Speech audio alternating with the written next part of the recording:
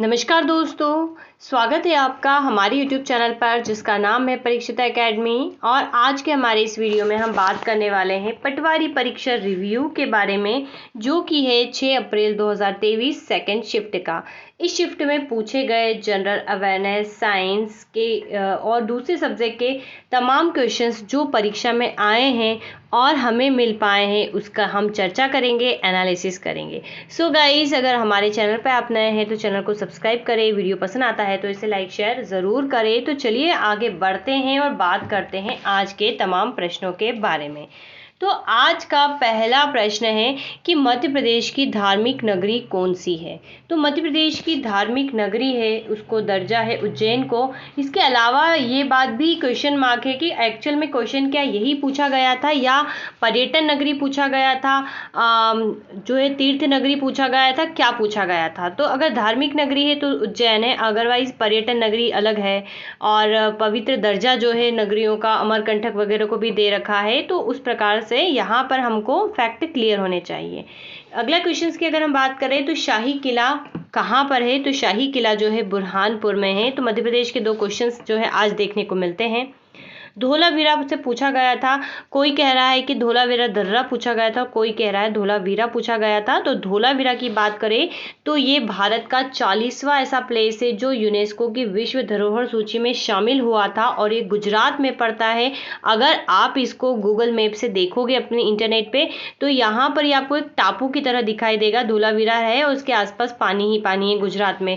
देखिएगा, बहुत ही खूबसूरत इसका नज़ारा दिखाई देगा। और धोलावीरा की बात करें तो सिंधु घाटी सभ्यता से भी ये जुड़ा हुआ स्थल है। ठीक है, तो इसी कारण जो है इसको यूनेस्को की विश्व धरातल स्थलों की सूची में शामिल किया है। अब आप हमें कमेंट सेक्शन में करके बताइए कि धोलावीरा में सिंधु घाटी सभ्यता के कौन कौन से अवशेष मिले थे।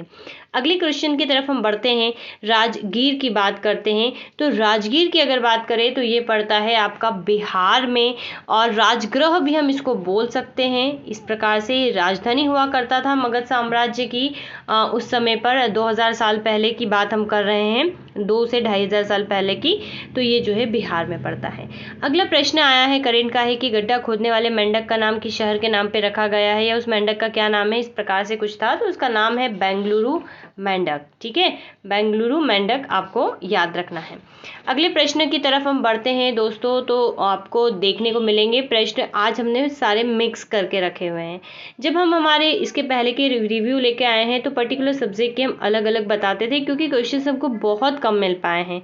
चलिए, तो अब हम आपको बताते हैं कुछ कच्चे पक्के प्रश्न, जैसे कि नरेंद्र सिंह तोमर के ऊपर एक प्रश्न पूछा गया था। एक्चुअल क्वेश्चन क्या था, पूरा क्या पूछा गया था, तो ये भी अब हमारे लिए क्वेश्चन मार्क ही है कि एक्चुअल क्वेश्चन क्या रहा होगा। तो नरेंद्र सिंह तोमर से रिलेटेड कोई क्वेश्चंस पूछा गया था।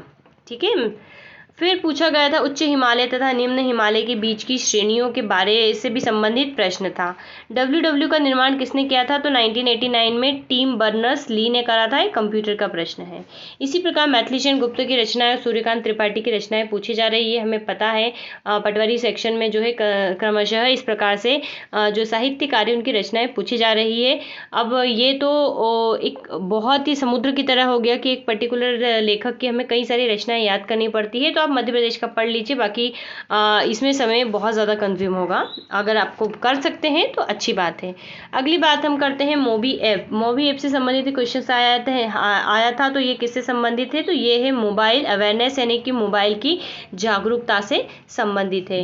साइंस के क्वेश्चन में आया है कि माचिस की तीली में क्या होता है। जब हमने देखा माचिस की तीली में जो रेड या ब्राउन कलर का मटेरियल भरा होता है, तो एक्चुअल में वो जो होता है जिसके कारण जलता है वो होता है लाल फॉस्फोरस। ये चीज़ें हमको ध्यान रखना है।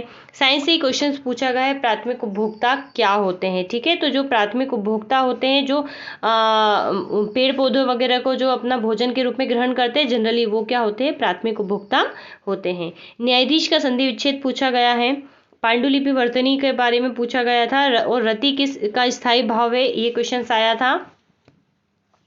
और अवयवी भाव समास से प्रश्न पूछा गया था। मुख्य रूप से जो एक्यूरेट मिल पाए हमने यहाँ पर उन्हीं की बात करी है। टाइम वेस्ट नहीं करेंगे। ऐसा नहीं है कि जहाँ पर हम रस छंद अलंकार वगैरह नहीं लिख रहे हैं तो उससे क्वेश्चंस नहीं आए हैं।